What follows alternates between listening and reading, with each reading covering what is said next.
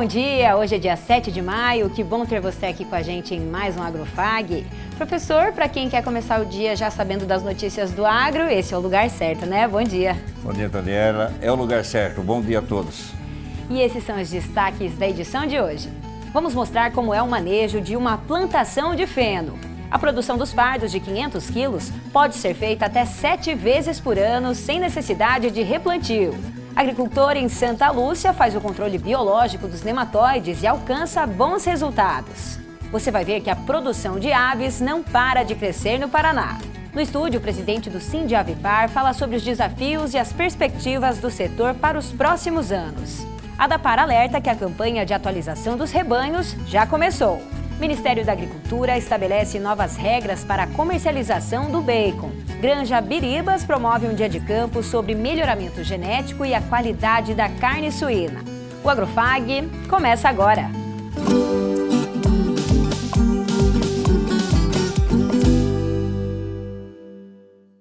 A produção de feno não é comum em nossa região, mas em Toledo, um agricultor decidiu investir nessa atividade. Uma das coisas que mais chama a atenção é o manejo da plantação e o desempenho dos equipamentos. E a produção pode ser de 5 a 7 cortes por ano, sem a necessidade de replantio.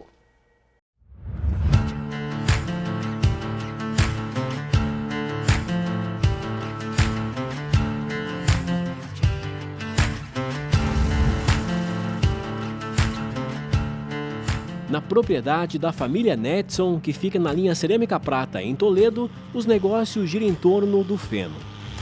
A produção ocupa 25 hectares.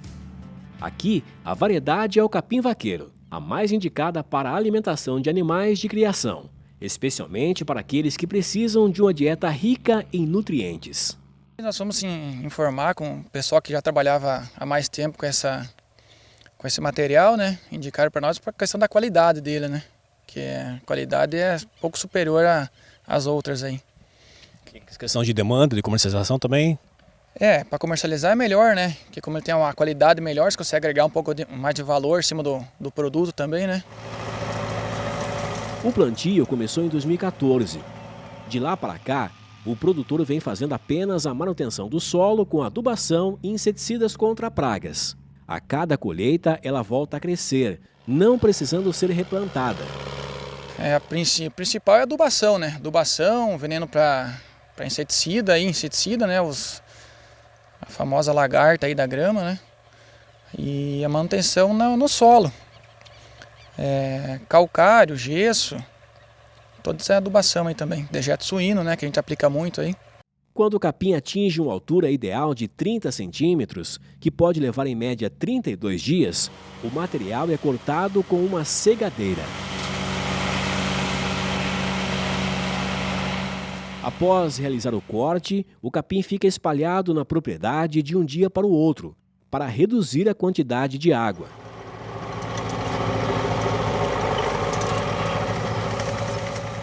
Assim que fica pré-secado, entra outro equipamento chamado de enleirador, para agrupar o capim em linhas, deixando todas organizadas para enfardar. Aqui é o processo de enfardamento do feno. A máquina passa em leiras, recolhe o capim para compactar e transformar em fardos. Cada fardo pesa até 500 quilos.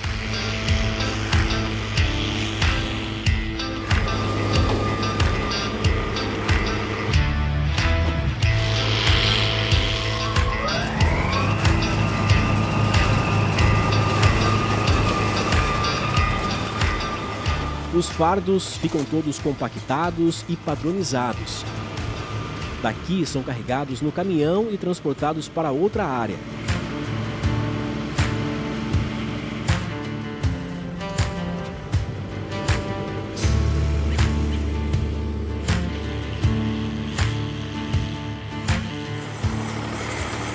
Na empacotadeira, o equipamento faz todo o processo de embalar o fardo e recolocar no chão de forma organizada.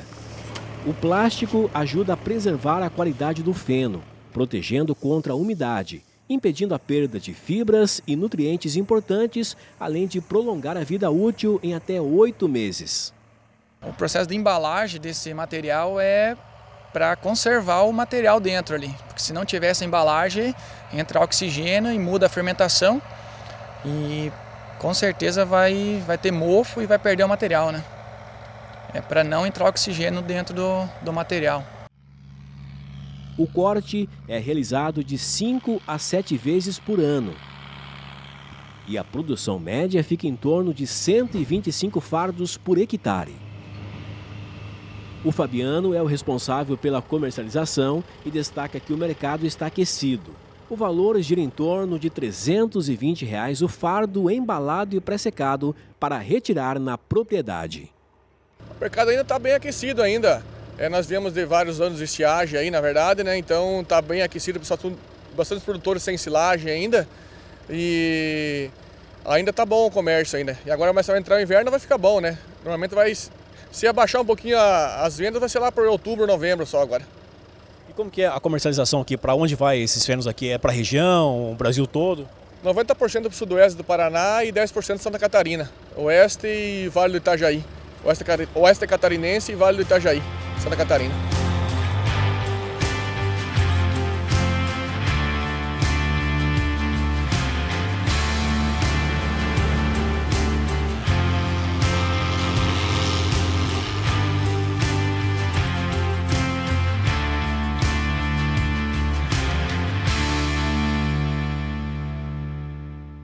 Agora a gente vai atender a um pedido de informação de um agricultor, o Ivandro Mesaroba. Ele assistiu em nosso canal no YouTube uma reportagem sobre o trigo mourisco e ficou interessado. A pergunta do Ivandro é essa aqui: como eu faço para conseguir semente de trigo mourisco, nesse caso, né, e ter orientação técnica? Então, Ivandro, quem vai responder para você é o Fernando, que é gerente de produção da empresa que foi parceira aqui da Fazenda Escola da FAG nessa pesquisa sobre o trigo mourisco. Veja o que o Fernando fala então. Olá, Evandro, tudo bem? Sou Fernando Campagnoli, engenheiro agrônomo da Protecta. Nós trabalhamos com a cultura do trigo mourisco, uma cultura que ano após ano vem aumentando sua área cultivada no estado do Paraná. O trigo mourisco, ele possui um ciclo rápido, o que proporciona a gente encaixar ele numa época de safrinha logo após a colheita da soja ou do milho, e conseguimos retirar a cultura antes da época ideal de plantio dos cereais de inverno. Então a gente consegue encaixar o trigo mourisco numa época aí que é chamado de vazio outonal, onde a gente não tem muitas opções de cultura para entrar nessa época. E o trigo mourisco tem sido uma boa alternativa, tá? Nossa empresa fica sediada em Ponta Grossa, no estado do Paraná, e nós fornecemos a semente para os nossos produtores parceiros, damos o acompanhamento técnico durante o desenvolvimento da lavoura e garantimos a compra da produção. Qualquer dúvida, estou à disposição. Obrigado. Então fica aí o recado do Fernando, e aqui na tela estão o nome da empresa e o telefone para contato. Quem tiver interesse em plantar o trigo mourisco, dependendo da região, pode obter assistência técnica diretamente com a empresa. E se você que acompanha o Agrofag pela televisão, no YouTube ou nas redes sociais também tem alguma dúvida ou quer fazer alguma pergunta sobre os conteúdos que exibimos aqui, é só entrar em contato com a gente. O nosso WhatsApp é o 4533213970 ou também pelas nossas redes sociais, como o YouTube e o Instagram. Agora um aviso importante para os produtores rurais, principalmente os pecuaristas. Começou a campanha de atualização dos rebanhos no Paraná. A Agência de Defesa Agropecuária, a ADAPAR, alerta que aqueles que não cumprirem a exigência ficam impedidos de obter a guia de trânsito animal. Quem tem as informações é o repórter Eduardo Romani. Nós vamos conversar com a doutora Odete Medeiros, ela que é gerente da Regional de Cascavel da ADAPAR. Bom dia, doutora Odete, seja bem-vinda ao nosso programa. Bom dia.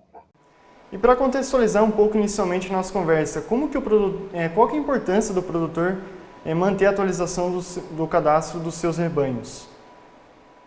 Então, antes de nós termos as campanhas de atualização de rebanhos, nós tínhamos as campanhas de vacinação para a febre aftosa, né? Que era a oportunidade em que o produtor rural comparecia nas nossas unidades para fazer a comprovação da vacinação. Mas depois que foi retirada a vacinação de febre aftosa do Paraná, nós precisamos manter o nosso cadastro atualizado. Então, é uma exigência do Ministério da Agricultura, dos países importadores, né, para que a gente tenha esse cadastro atualizado. Certo. E como que os produtores eles podem estar efetuando essa atualização do cadastro? Existem 3 formas do produtor atualizar o seu rebanho, que é presencialmente nas unidades da ADAPAR, nas unidades locais e também nos escritórios de atendimento municipais, né? Tem também o aplicativo Paraná Agro, né, que pode ser baixado no smartphone a partir da página da ADAPAR. E também na página da ADAPAR tem um link para o site de atualização de rebanho. O produtor pode acessar a nossa página da ADAPAR no endereço www.adapar.pr.gov.br e clicar em cima do link atualização de rebanho. Certo. E até qual período que pode ser feita essa atualização? Então, a campanha de atualização vai do dia 1º de maio ao dia 30 de junho. Certo. Muito obrigado pelas informações, doutora Odete. Ok, disponha. Lembrando que o prazo para a atualização dos rebanhos é dia 30 de junho. Quais as vantagens de ter uma estação meteorológica dentro da propriedade? A Isa explica.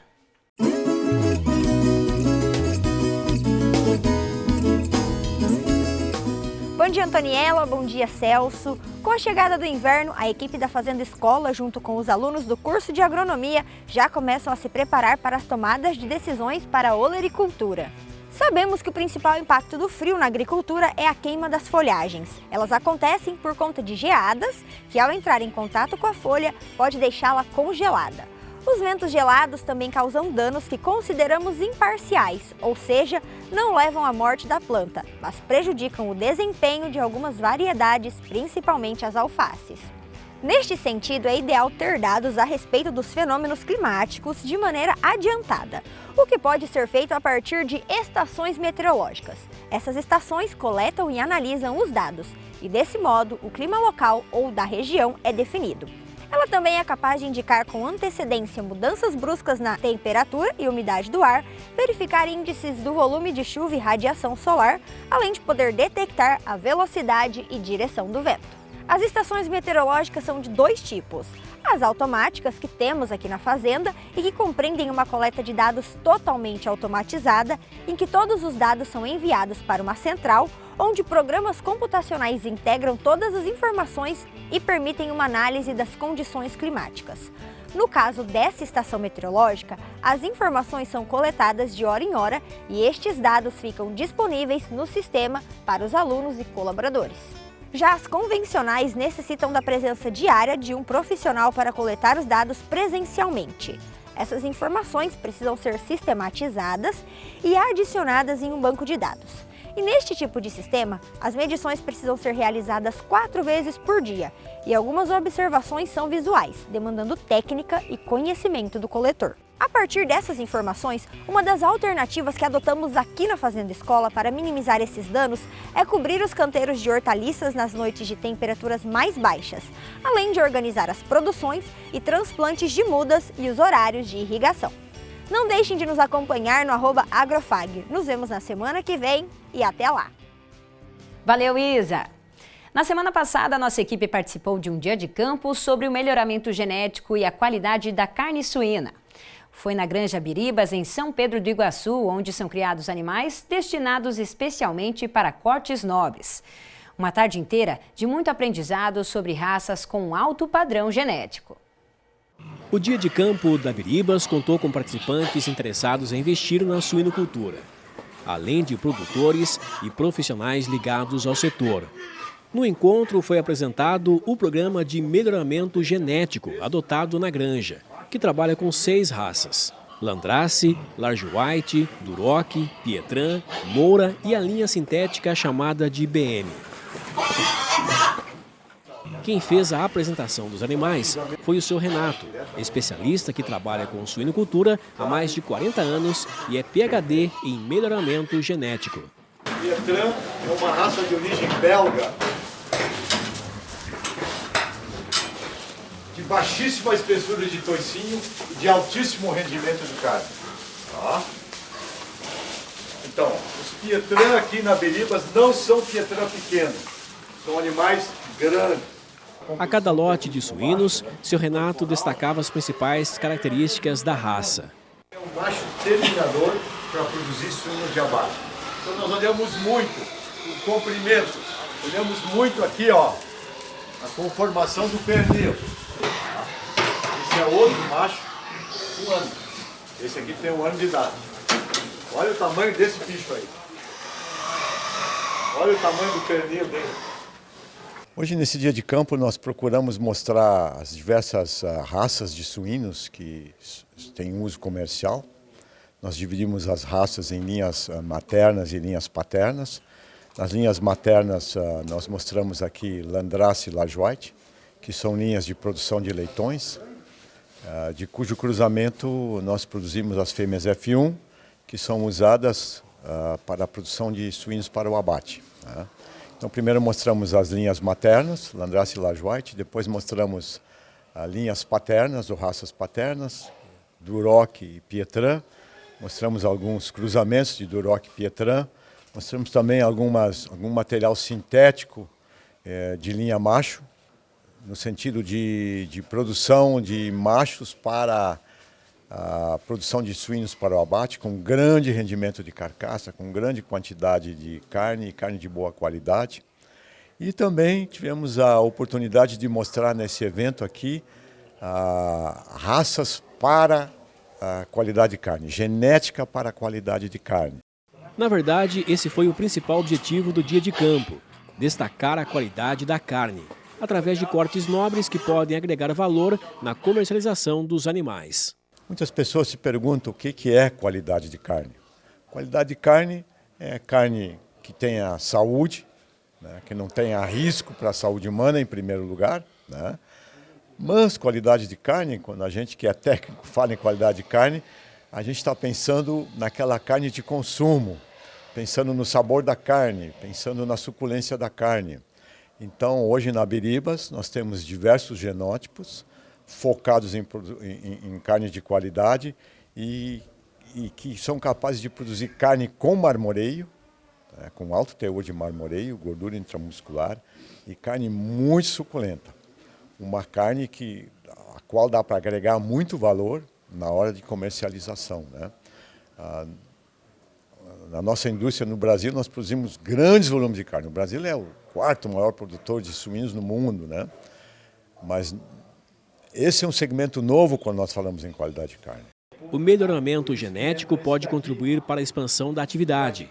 Para o seu Alcides Mioto, o produtor precisa conhecer e entender que isso pode garantir maior ganho no produto final. É uma oportunidade assim ímpar para o produtor entender como que se faz o melhoramento de um animal, de um suíno.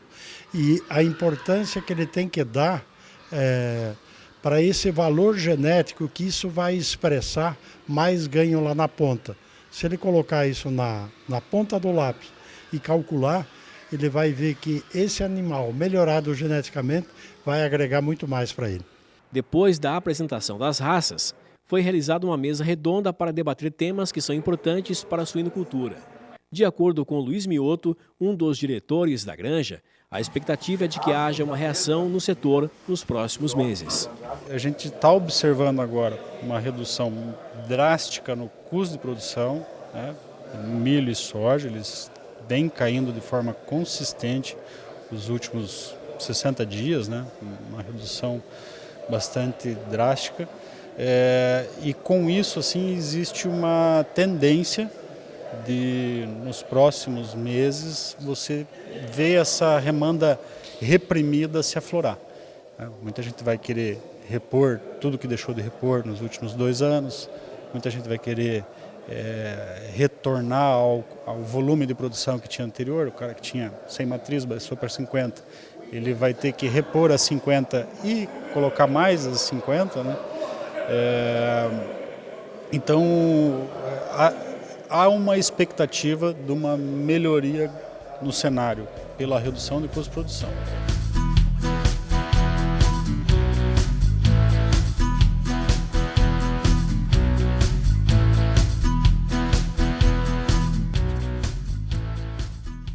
Professor Celso, interessante esse dia de campo aí com raças de alto potencial genético, né, desses suínos. Pois é, Antonella, você veja bem, a Biribas, né, tem um trabalho de melhoramento interessante. Ela vem de pai para filho para neto, né? Então são quase mais de 70 anos aí de pesquisa no mercado, procurando um produto suíno com uma genética mais, com uma carne mais marmorizada, né?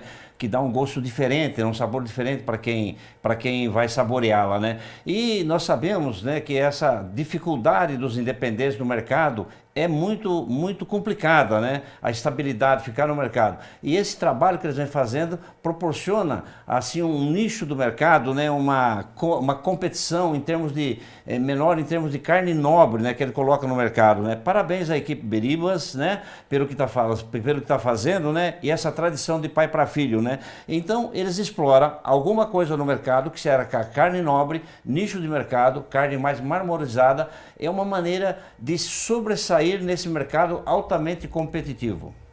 A gente continua falando sobre carne suína. Uma portaria publicada pelo Ministério da Agricultura e Pecuária determinou novas regras para a comercialização do bacon.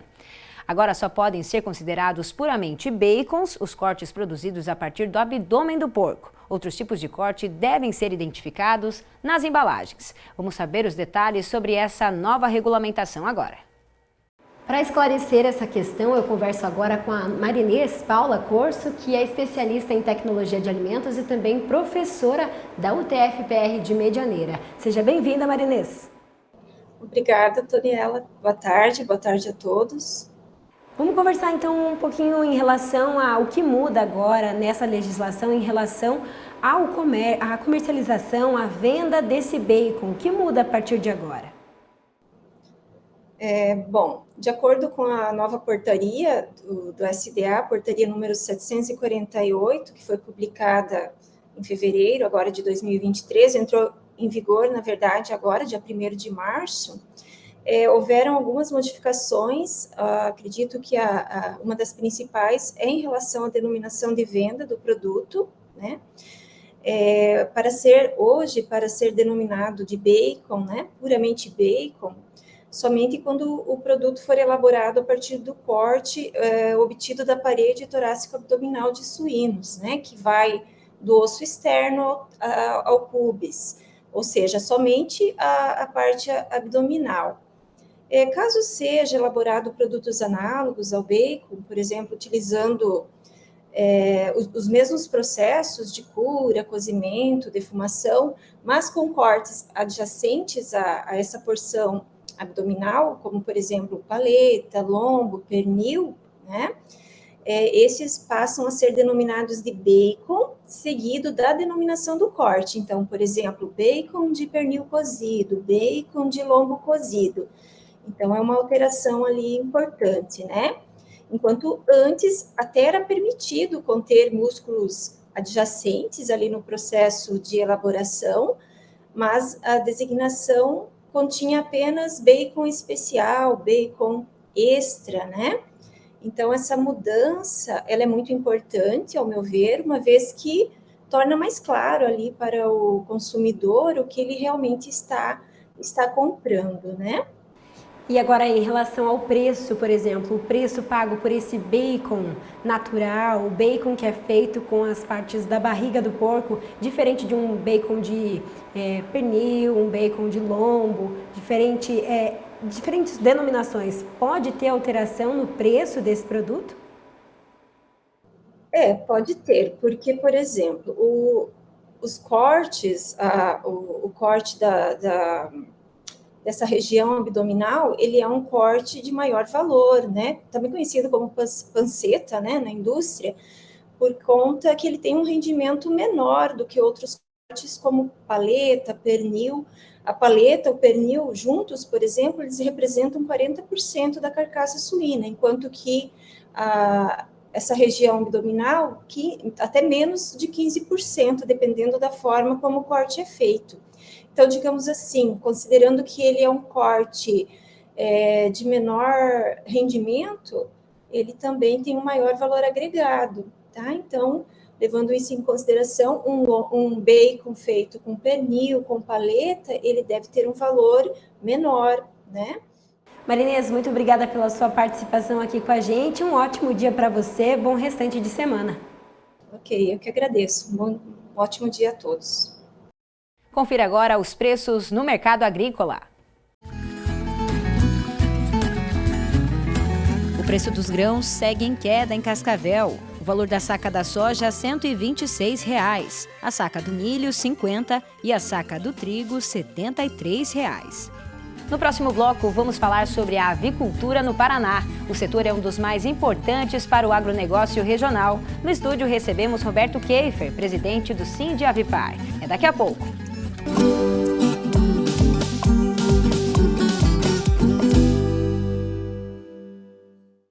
Cada vez mais futuro e possibilidades. Somos saúde, ciência, carinho e amor. Mensagem, emoção e caráter. Somos agro, meio ambiente e inovação. Empreendedores. Somos a capacidade das máquinas e o coração batendo. Somos estrutura. Educação, trabalho e conquistas. Ambiciosos. Somos dedicados e sonhadores. Somos o Centro Universitário FAG. Vestibular 17 de junho. Cascavel e Toledo. Inscrições pelo site fag.edu.br/vestibular. Juntos realizamos. Colégio FAG Bilíngue. Somos uma escola sedimentada em valores familiares, focada na excelência da qualidade no ensino. Surpreenda-se com nossa estrutura padrão internacional. 120 laboratórios de ensino de última geração, hortas, fazenda, trilha ecológica, 8 parques externos e 2 internos, centro multiesportivo, auditórios e muito mais. Agende sua visita. Estamos prontos para receber você e sua família. Colégio FAG Bilíngue. A universidade começa aqui.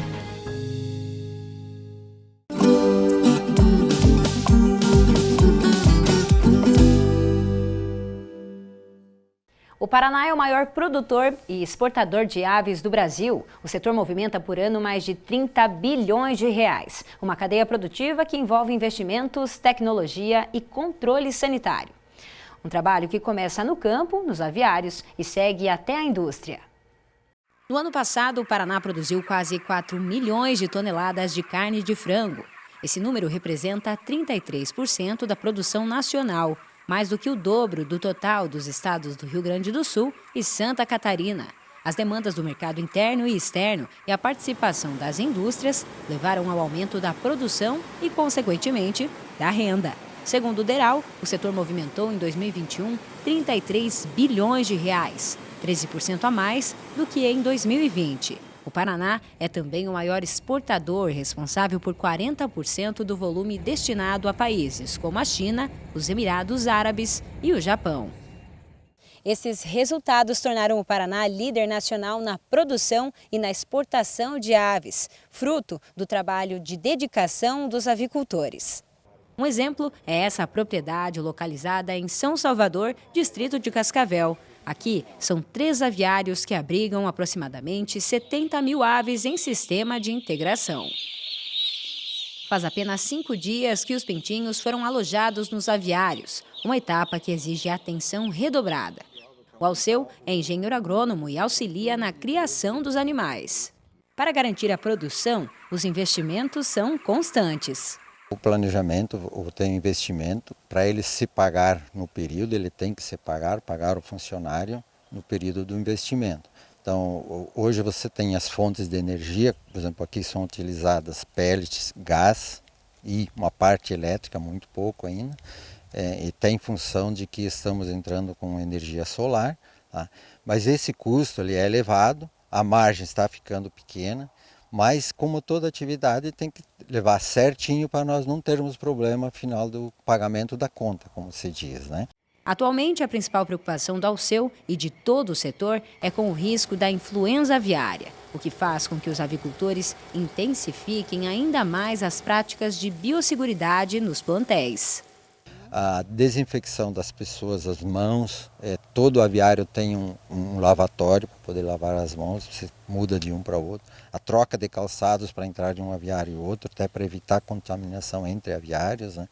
E, principalmente, evitar o fluxo de pessoas estranhas dentro e o fluxo de animais também, cachorro, gato, galinha, essas coisas, tudo tem que ser evitado da entrada da propriedade, dentro do cercado da avicultura. Daí. O secretário de Agricultura do Paraná, Norberto Ortigara, destaca que a tecnologia utilizada em toda a cadeia avícola e o comprometimento dos produtores fazem com que o setor continue desempenhando um papel fundamental para a economia e a geração de empregos. É a segunda atividade que mais gera valor na propriedade rural do estado do Paraná, inclusive se aproximando da soja, que é a principal cultura. É uma atividade que emprega muita gente, desde a produção do ovo galado, o transporte de rações, de outros insumos, levar os pintainhos até as propriedades rurais, buscar o frango para abater. Emprega muita gente nos cerca de 21 mil aviários que nós temos no Paraná, simples ou em condomínios. Enfim, é uma atividade que no chão de fábrica em nosso estado emprega pelo menos 95 mil pessoas todos os dias para abater e processar essa importante proteína. É uma atividade que enche de orgulho os paranaenses pelo jeito que nós fazemos, pela história bonita que foi construída ao longo de décadas e que hoje nos dá muito orgulho ter tão importante atividade. E por isso, toda a nossa atenção, todo o nosso cuidado coletivo, produtor rural, indústria, profissionais envolvidos, médicos veterinários, assistentes técnicos, orientadores dos produtores e o próprio governo com suas estruturas na área de economia e na área da sanidade, ajudando a levar adiante tão importante atividade. E aqui no estúdio a conversa continua. Para isso a gente recebe o senhor Roberto Keifer. Seja bem-vindo, senhor Roberto. O senhor agora é presidente, do Sindavipar, Sindicato das Indústrias de Produtos Avícolas do Estado do Paraná. Bem-vindo. Bom dia, obrigado pelo convite. Para mim é uma satisfação a gente estar falando desse nosso agronegócio, nossa avicultura, nosso principal fonte de renda, digamos assim, do Estado do Paraná. Nós somos o segundo maior VBP do estado, só perdemos por soja. A avicultura, nós aqui do oeste do Paraná conhecemos bem, pelo volume de trânsito que você tem, de caminhões de pintinho, de ração, de frango vivo, dos containers, das câmaras frias. Nós somos uma região que abate acima de 2.200.000 frangos dia. Então nós somos bem importantes, não só para o estado do Paraná, como para o Brasil. Porque nós representamos no Paraná só 36% da atividade avícola brasileira. Então, e do que nós produzimos no Paraná, nós exportamos mais de 44%. Então, nós temos aqui uma indústria altamente exportadora, frigoríficos modernos, frigoríficos com equipamento de última geração, bastante automatizados, mesmo assim exige muita mão de obra. Falar em mão de obra, nós temos mais de 7 mil empregos diretos dentro da indústria paranaense no setor aves. 7 mil diretos? Direto, são quase 100 mil pessoas diretos. Os indiretos você pode multiplicar por 15, por 17, vamos falar 1,5 milhão de pessoas. Em cada cidade onde nós temos uma indústria avícola, vocês sabem que a economia é diferenciada, porque ela transforma a economia daquele local. Você envolve o posto de gasolina, o borracheiro, o psicólogo, o dentista, médico, medicina. Você envolve toda a comunidade. Como o supermercado que tem que vender os alimentos, enfim. São muitas famílias aí, então, vivendo desse negócio chamado Frango do Paraná. Frango do Paraná. E agora falando dessa participação ativa do sindicato agora, o senhor há 30 dias assumiu a presidência aí, são diversas indústrias e empresas que estão pensando em diversos recursos agora e também para fazer essa união entre essas indústrias e empresas. O principal foco agora do Sindavipar, como está sendo, senhor Roberto? Quais são os desafios aí que esse setor tão pujante no Paraná está enfrentando agora? Eu assumo a presidência de 55 associados, né? E que produzem esse volume que nós acabamos de falar. Nós temos 2 bilhões e 200 milhões de frangos ano aqui sendo produzidos no estado. Como eu disse, é uma indústria moderna, é uma indústria que gera muito, é uma indústria que a gente nasceu dentro dela, né? E eu acho que com muita honra, com muita dignidade e com muita competência, a gente vai acontecer essa Sindiavipar de uma forma com bastante dinamismo, porque nós temos que estar ligado a tudo, ligado ao governo, ligado às próximas propostas que vêm de reforma tributária. Nós temos que olhar para a ferrovia, nós temos que olhar para o nosso pedágio, que ainda não aconteceu de volta, como é que ele vai vir, porque o nosso produto é em cima de transporte rodoviário. Muito rodoviário. E nós temos uma ferrovia, digamos, precária, em termos de dar para nós um conforto de levar um container em 2 dias. Demora uma semana. Então nós precisamos reformar essa ferrovia. Existe um projeto do Estado, a gente está vendo que esse projeto está aprovado, ele deve começar a acontecer a partir do ano que vem. Aí vai 5, 10 anos para acontecer. Mas um dia vai acontecer de uma forma tal que esses milhões de quilos aqui por dia sejam levados em cima de ferrovia, de uma forma com custo menor, né? Com mais rapidez de chegada ao porto. Porque o navio, quando encosta, tu tem que estar com os containers lá colocados. Então são caminhões levando.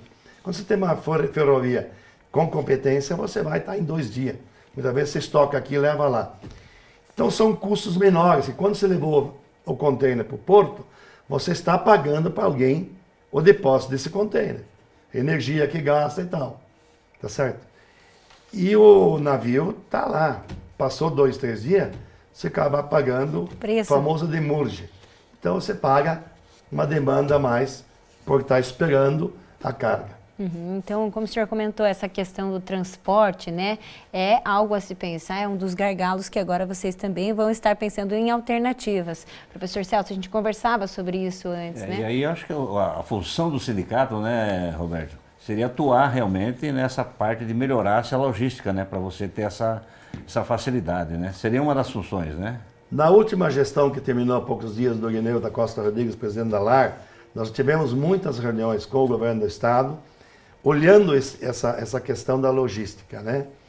Que nós não olhamos só hoje a ferrovia, que a gente sabe que vai ter uma demora agora para colocar ela de uma forma com competência, com menor custo, com bastante investimentos.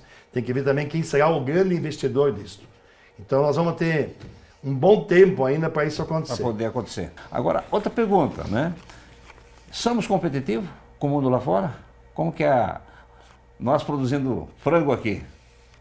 A maior competência é do Brasil hoje no mundo. Não é só pelo grão que nós temos, pelo clima, pelas pessoas, pela localização que nós temos geograficamente, pelos portos que nós temos, a forma de nós deslocarmos o frango daqui para lá, o suíno, enfim, todo nosso agrobusiness, né? Então eu diria para você, além de estarmos livres da influenza, que é um status sanitário muito confortável para nós estarmos vendendo para o mundo. Nós vendemos para 150 países. A China é o maior comprador. Cada vez mais demanda. A China cada vez mais crescendo a sua economia. E as pessoas entrando numa outra classe. Mudando a classe. De consumo, cada vez mais consumo. E nós estamos prontos aqui no Brasil para atender essa demanda mundial. Com muita competência, com muita seriedade, com custo menor que todos. Podemos ter igualdade em algumas partes, mas o menor custo será sempre o do Brasil. Eu vou aproveitar o gancho para falar sobre a questão da precaução e a prevenção contra a influenza aviária, que está mobilizando todo o setor. A ADAPAR está fazendo um papel muito importante também nessa informação, tanto para os avicultores, para toda a cadeia produtiva das aves no Paraná e no Brasil todo, né? Mas o caso mais próximo aqui está na Argentina e todo o setor está atento às questões sanitárias, né, seu Roberto? Queria que o senhor falasse sobre isso também. Nisto, nós temos como plano número 1 no estado do Paraná, pelo Sindiavipar, é sanidade. O que nós fazemos, o que as integrações fazem? conscientização dessa questão no produtor. Hoje vocês vão num produtor de frango aqui no Paraná, no Brasil, vocês vão ver troca de roupa, colocação de calçado, higienização da mão, tá? Avental, touca, caminhão passando por um sistema de desinfecção. Isso é uma prática das integradoras. O produtor está consciente disto, não leva mais o compadre e a comadre para dentro de um aviário. Ele sabe dessa questão, que nós temos que manter esse status sanitário do Brasil, e está todo mundo consciente nisso. Eu vejo assim, a ADAPAR trabalhando forte nisso. Junto com o Ministério da Agricultura, nós temos isso fortemente trabalhado.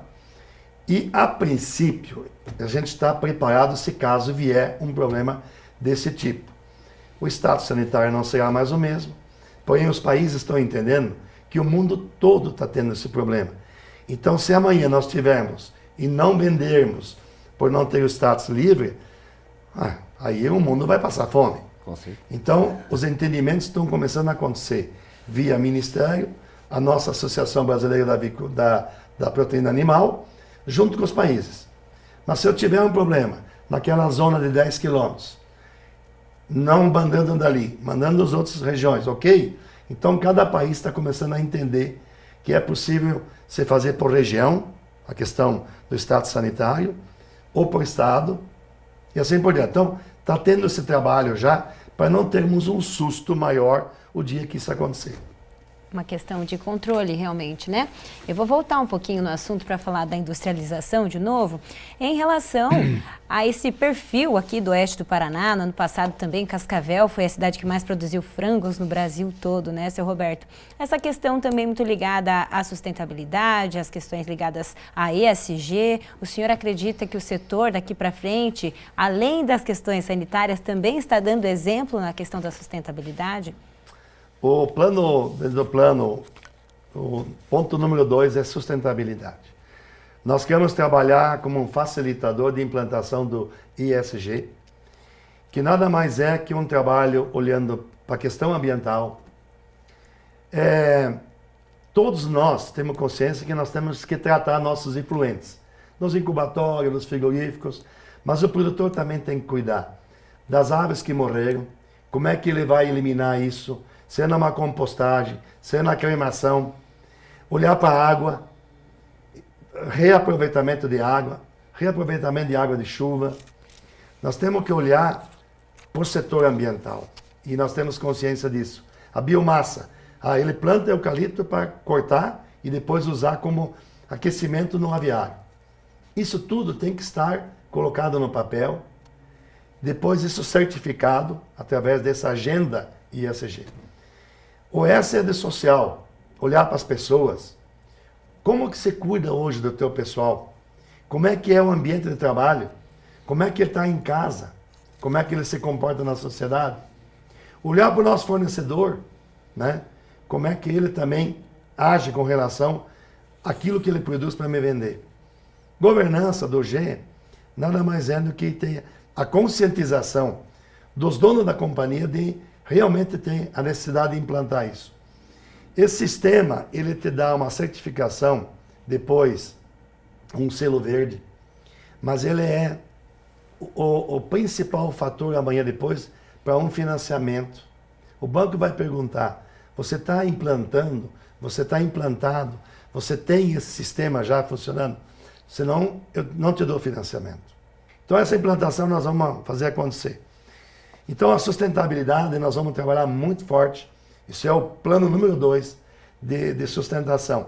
Com isso nós já tivemos na FAEP, que também está numa política de implantação disso ao produtor rural. Nós tivemos agora como membro da Federação das Indústrias, também tem esse plano de implantação para todas as indústrias do estado do Paraná, tá certo? E falando em FIEP, Federação das Indústrias, nós como membro, como sindicato, a gente teve a primeira reunião presencial semana passada. Apresentamos o nosso setor. Quando você vê o que nós somos, dentro da indústria do Paraná, nós somos muito grandes. Porque os sindicatos que tem lá, têxtil, da madeira e tal, são muito menores que o tamanho que nós somos na representação. E com certeza, na próxima eleição, nós vamos ter vez e voz como possivelmente uma vice-presidente dentro da Federação das Indústrias. Nós temos que estar sentados lá, olhando para as demandas que o nosso setor necessita. Muito bem. Professor Celso, a gente agradece, né, a participação do seu Roberto aqui com a gente. Também quero parabenizar em nome de toda a equipe Agrofag, Centro Fag, pela sua nomeação a cidadão honorário na última quinta-feira, né, na Câmara de Vereadores aqui de Cascavel. Parabéns pelo seu trabalho, em nome de toda a equipe. Muito obrigado. Sim, vamos ser honrosamente posicionados pela Câmara de Vereadores como um cascavelense nato. Aqui eu construí minha empresa, aqui construí minha família. Então eu acho que é justo até a gente receber essa honra e dizer que a gente ama essa Cascavel, continuamos trabalhando nela, temos muitos trabalhos feitos aqui dentro, tanto na questão social, na questão esportiva, olhando para as entidades beneficentes. A gente teve muita atenção sempre às demandas que a sociedade tem. Participei muitos anos na SIC, como vice-presidente, então eu gosto da cidade, amo essa cidade e nós temos uma cidade espetacular. Como é que é o nosso prefeito? Segunda melhor cidade para viver no Brasil. Então, com muita honra, obrigado pelo convite e vamos tocar o nosso agronegócio cada vez melhor, com mais eficiência, com mais competência. Show. Até a próxima, senhor Roberto. Obrigado. E agora vamos conferir como fica a previsão do tempo para essa semana.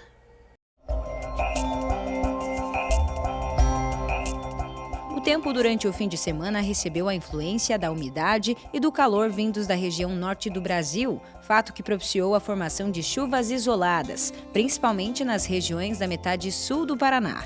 Hoje, o que chega à região é uma nova frente fria, resultado de um sistema de baixa pressão. Chuvas são previstas nas cidades do oeste até amanhã, no fim do dia. Cascavel é uma delas e hoje o volume de chuva é baixo, cerca de 4 milímetros no total. Amanhã também chove de forma rápida. Na terça-feira, a concentração de nuvens ainda é grande, mas não devem haver pancadas de chuva. No restante da semana, o tempo permanece estável. As temperaturas vão cair gradativamente. A mínima deve ser registrada na quarta-feira, 13 graus, e a máxima, 24. Já em Palotina, hoje o céu deve permanecer com muitas nuvens, mas a chuva chega à cidade apenas amanhã. O volume não será expressivo. No restante dos dias, céu aberto. O que deve ocorrer, assim como em Cascavel, é uma leve queda nas temperaturas. Os termômetros devem registrar mínima de 14 e a máxima 26 graus. E em Quedas do Iguaçu, para hoje e amanhã, são previstas pancadas rápidas de chuva. Nos próximos dias, o tempo estabiliza e volta a fechar apenas na sexta-feira. O que chama a atenção são as baixas temperaturas para a quarta. A mínima deve chegar aos 12 e a máxima não ultrapassa os 24 graus. Depois do intervalo, o agricultor faz o controle biológico dos nematóides e alcança bons resultados. É já já.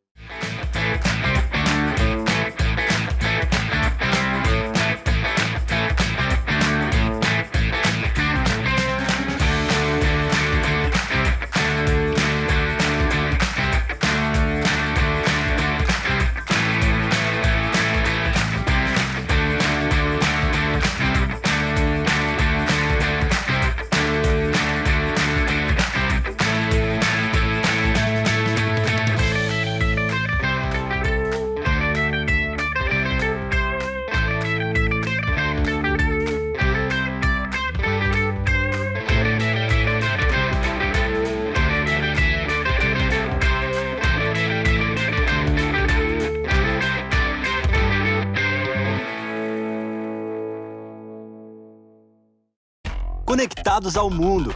Somos todos. Somos um só. Somos muito mais. Global Connection. Descubra um novo programa de pós-graduação Centro Universitário FAG. Acesse o site e conheça os cursos disponíveis. Conexões internacionais e experiências transformadoras. fag.edu.br/pós. Inscrições pelo fone 4533213964. Pós-graduação Centro FAG. Global Connection. Realize.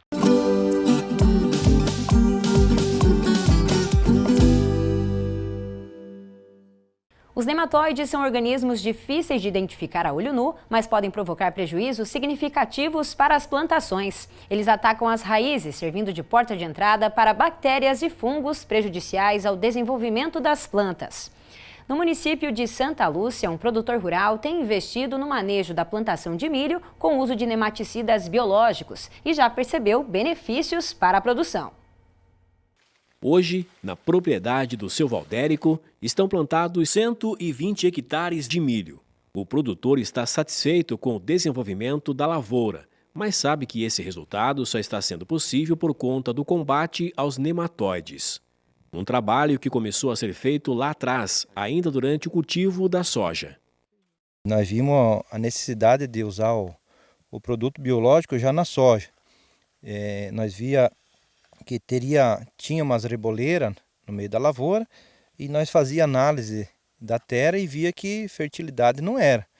Então a gente sentia na hora de colher também que a máquina onde tinha as reboleiras ela dava menos e onde não tinha produzia melhor.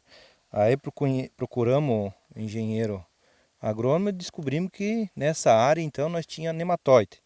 Foi já feito um trabalho na soja e agora está sendo feito trabalho também no milho. E já na soja nós vimos um bom resultado. Na questão da soja, qual que foi o aumento de produção assim? No aumento do soja dá para ver que dá uns 30% de diferença. Aonde tem nematóide e aonde não tem nematóide.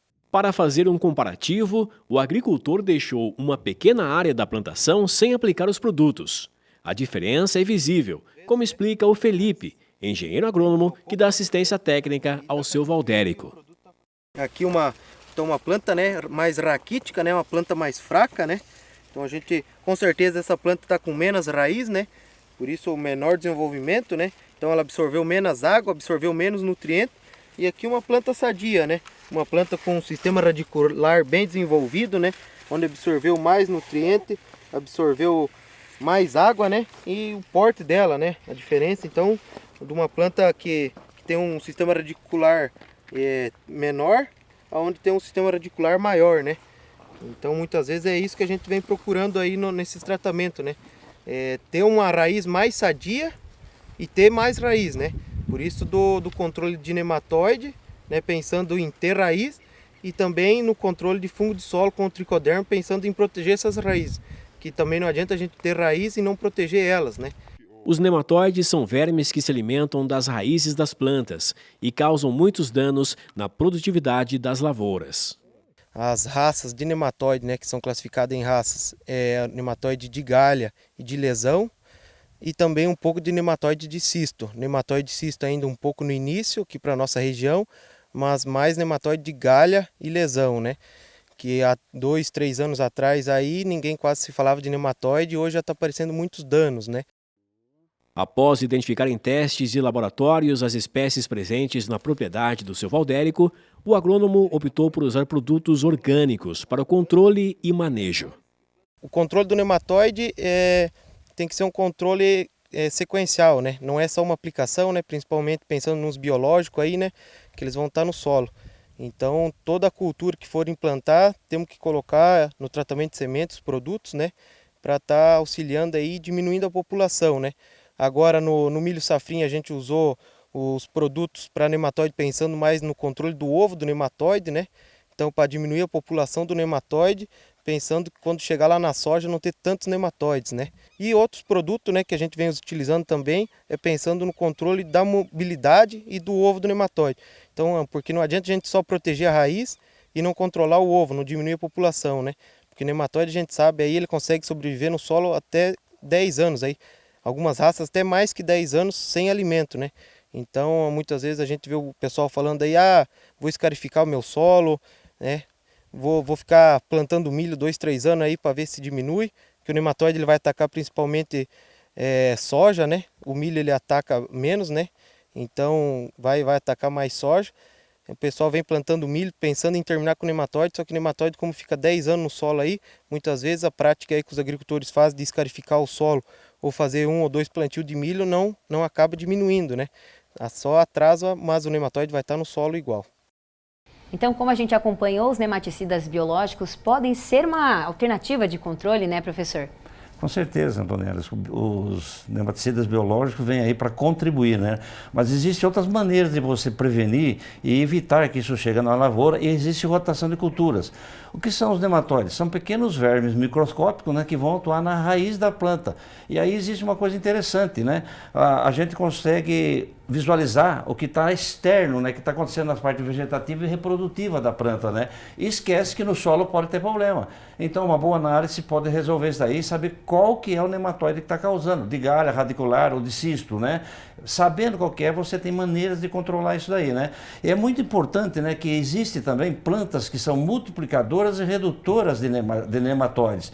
Então, na hora de plantar, e plantas tolerantes e com maior tolerância e menos tolerância. Então, na hora de plantar um milho, por exemplo, tem que verificar se esse milho é multiplicador ou redutor de nematóide.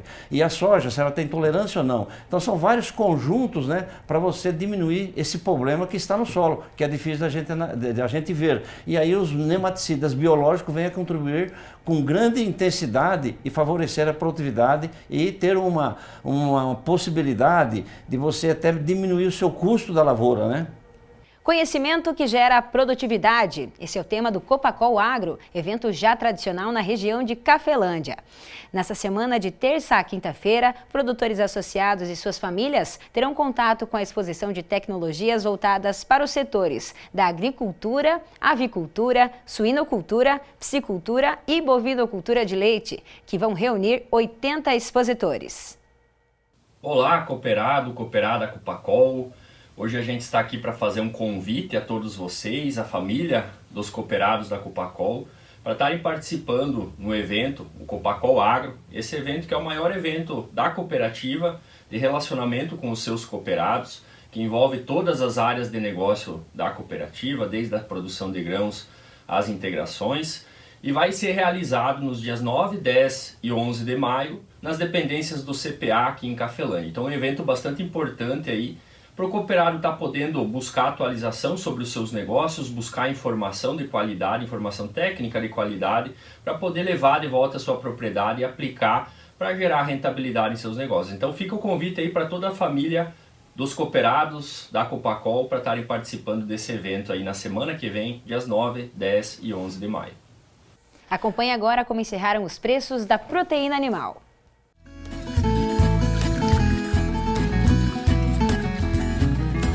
Em Cascavel, a arroba do boi gordo R$ 260,00, o quilo do suíno R$ 6,67 e o quilo do frango R$ 4,82. E você já acessou o nosso canal no YouTube? Para encontrar, não tem erro, é só pesquisar youtube.com/agrofag ou Programa Agrofag, separado na barra de pesquisa do YouTube mesmo. Melhor ainda, para ser direcionado direto na página, tem QR Code na tela, é só você apontar o seu celular. Como dá para ver aqui, professor Celso, toda semana a gente mostra, né? Tá perdendo tempo quem ainda não acessou o canal no YouTube para ver os conteúdos no momento que quiser. Tá aí a chance, olhe e acesse. Isso mesmo. Todos os nossos conteúdos que a gente publica aqui no programa, todos estão disponíveis ali no canal no YouTube e você pode assistir no momento que quiser. Num local só. Isso aí, muito bem. E no Instagram do @agrofag você fica por dentro das novidades em primeira mão. Você pode ver os nossos stories, os bastidores das entrevistas e aí conversar com a equipe também de produção, sugerindo reportagens que você gostaria que nós exibíssemos aqui. O nosso direct está aberto para receber a sua sugestão e também a gente traz de novo o nosso número do WhatsApp para você mandar um alô lá para a nossa equipe no 4533213970. Agora a gente vai conferir as nossas redes sociais. Vamos dar uma olhada então nas indicações que a gente preparou para vocês durante essa semana.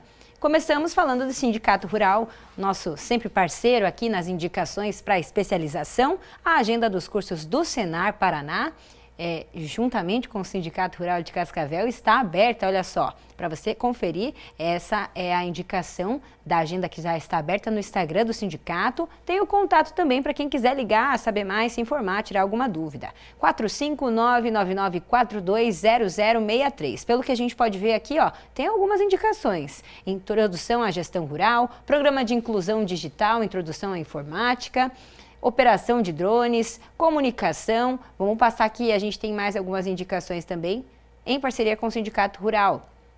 Curso do Senar Operação de Drones será no próximo final de semana, dia 11 a 13 de maio, das 8 horas da manhã até as 5 horas da tarde, lá na Areac. Melhor ligar, já fazer a sua inscrição, porque esses cursos eles se encerram rapidamente. Então, garanta sua vaga, entre em contato no 45999972947.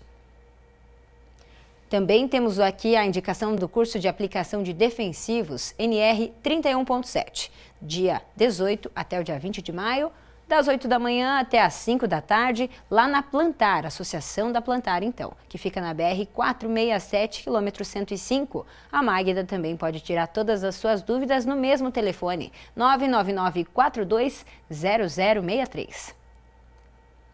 Apresentação do curso Mulher Atual, também Sindicato Rural aqui, em Juvinópolis, dia 15 de maio, às 2 horas da tarde.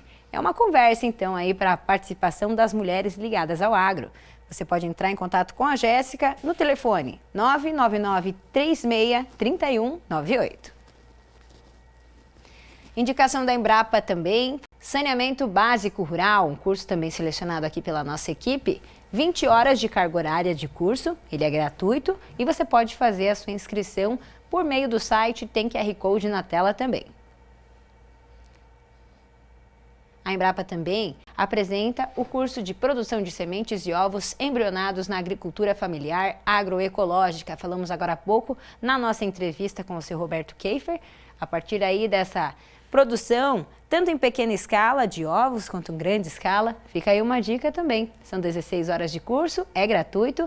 Tem QR Code na tela para você fazer a sua inscrição ou também no site da Embrapa você encontra esse curso gratuito online. Agora a gente mostra aí para vocês essas lindas flores da Dona Ilse, lá de São João. A Dona Ilse que recebeu a gente um dia para a gente trocar uma ideia, conversar ali. A gente foi até São João e ela mandou para a gente essas fotos lindas das flores delas. Um grande abraço para a Dona Ilse e para toda a família. É com essas imagens lindas das flores que nós encerramos o Agrofag desse domingo. Te vejo na semana que vem, que é o quê? Dia das Mães. Dia das Mães. Até a semana que vem, pessoal. Até a próxima semana, pessoal. Até mais.